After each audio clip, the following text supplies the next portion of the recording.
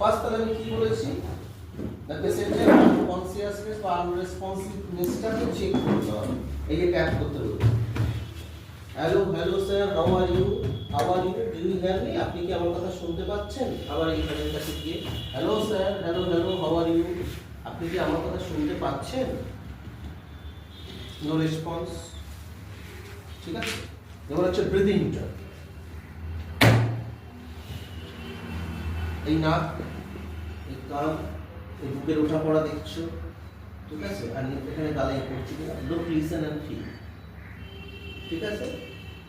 তারপরে তুমি carotid পালসটা check করছো।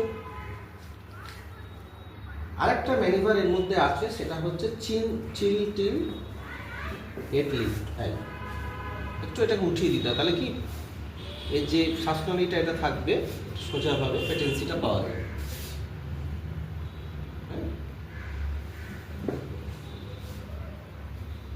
তারপরে যখন কিছু পাচ্ছ না, তখন হ্যালো হ্যালো করে এমার্জেন্সিতে বলে দিলে, দিয়ে এইবার এই হাতটাকে এখানে রাখতে হবে।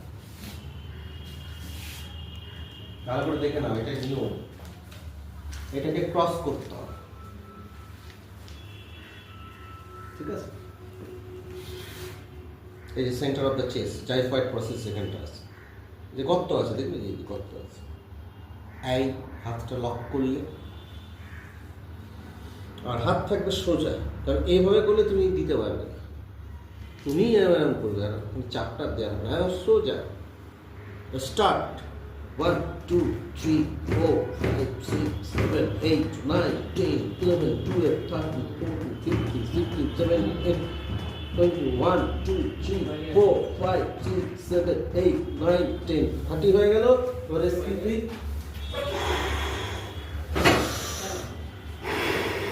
and immediately start CPR. 1 2 3 4 5 6 7 8 9 10 এভাবে ঠিক আছে।